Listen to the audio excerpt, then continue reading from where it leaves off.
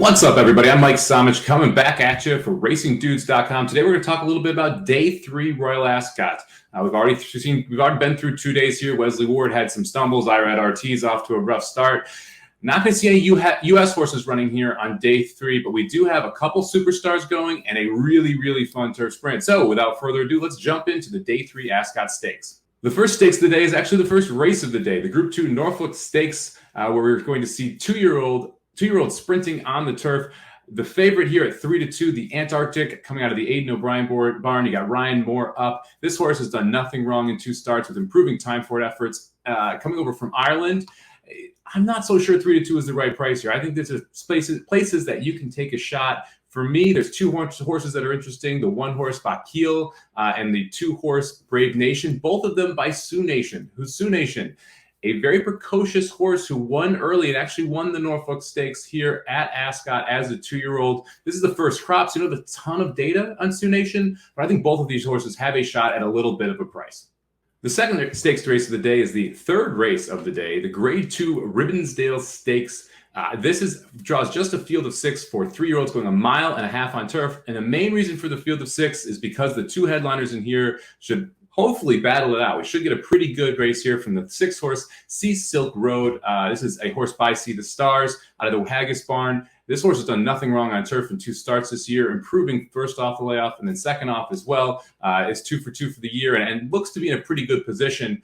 The horse right to his outside, the 2-horse Life of Dreams, coming out of Charles Appleby barn, has William Buick up. This horse is just regally bred. I'm really interested to see what this horse is able to do here, going this 1.5 mile distance. You've got this is a daughter of the Bowie. On the bottom, we're out of a See the Stars mare. So it really doesn't get much better than that. It's 2 of the top sires over the turf in Europe. This should be a lot of fun. It should come down to the 2 favorites in Sea Silk Road and Life of Dreams, but it should be an absolute blast to watch.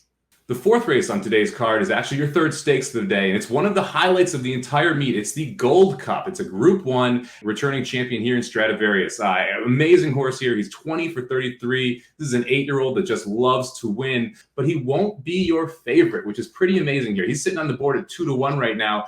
Your favorite is going to be Kyprios, the 5-horse, who just as a 4-year-old is the son of Galileo, has gotten better from the 3-year-old season to the 4-year-old season, and the 2 numbers run, a 118 and a 122 time form as a 4-year-old, are monster numbers. That 122 is actually faster than anything Stradivarius has done since dating back to 2020. So he's going to have to step his game up, second off the layoff here, to be able to get it done.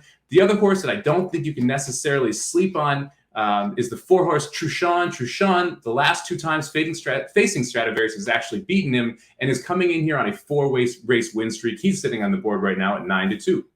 The last stakes race of the day is the 6th race on the card, the Hampton Court Stakes, and the horse everyone's going to keep an eye on here is going to be the 6-horse Reach for the Moon, owned by none other than the Queen, who will be in attendance there on Royal Ascot at the 3rd day of Royal Ascot, trying to get a W for herself. Reach for the Moon has been great in 6 starts, has 2 wins, 4 seconds, came back first time out as a 3-year-old, was able to improve that time form number. Any type of step forward here would make this a very daunting task for this field. I do like the 1 Claymore a little bit, and the main reason here is you had this maiden breaking score as a 2-year-old, gets a 90 time form, steps up, faces Group 3 company, and actually wins in that group, or comes in second in that Group 3 company, getting a 103 time form, comes back and faces none other than Modern Games. Yes, that Modern Games from the Breeders' Cup fiasco, and runs Too Bad to Believe. Gets a 47 time form number, ends up running last in the field. It was just one of those spots like, all right, I'm just going to draw a line through this effort. I think it's going to improve the price against Reach for the Moon. And Claymore really is the only horse that I think has a shot at upsetting Reach for the Moon. Thanks for joining me for this Day 3 Royal Ascot preview. We'll be back with a Day 4 preview tomorrow. Make sure you like the video below and subscribe to catch all the videos coming up in the future. Good luck at the track.